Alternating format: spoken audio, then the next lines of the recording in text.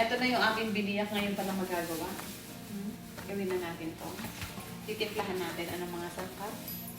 Salt, oregano, yan, rosemary, yan pala oregano, at saka yung paminta, sili, at saka lemon vinegar.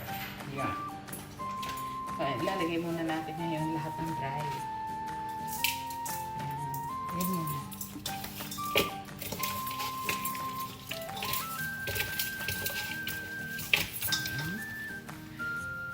Oregano.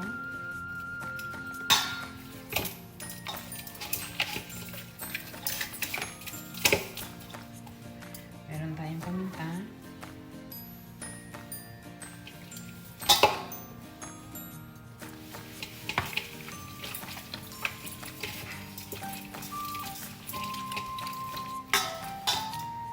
Meron tayong rosemary. Yan.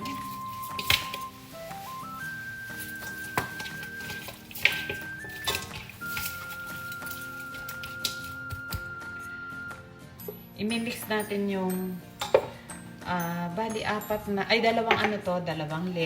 dalawang lemon to. Ito siya. Ayan. So, dalawang lemon yan. Ito lang yung vinegar para ma-blend lang. Yan. Nilagay ko na to para mix na siya. Yes. Ganyan lang.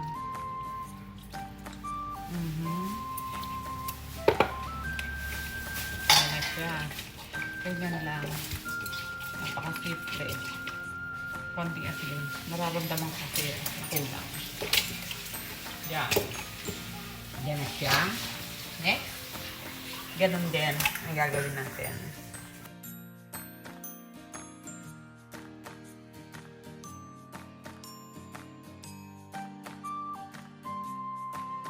Maglagay tayo ng bawang. Ang daming bawang ito. Kasi alam niyo naman, yan ang pampasarap. Ang bawang. So, ayan. Sinulog ko ulit. Mas maganda pag nilagay natin sa plastic. Kasi hindi naman natin ngayon lulutuin. Overnight natin to para mas masarap. Siyempre, ito kasama dyan. Yan, ganyan lang yan. Kaya kami marami dito plastic sa bahay. Plastic lang. Ang tao, hindi. Ayan na ang resulta ng ating ibinabad. Yan. Pwede itong i-bake. I-bake talaga. Kaso aalis nga kami. Kaya, madalian na lang. Rito na natin. Yan. Overnight lang to.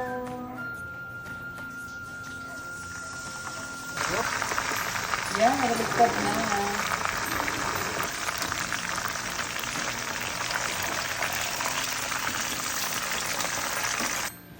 Cebu kaka. Look naman. Oh, diba? Oh. Kung i-binake pa to, tapos yung pinaka-sauce niya, ilalagay niya sa ibabaw.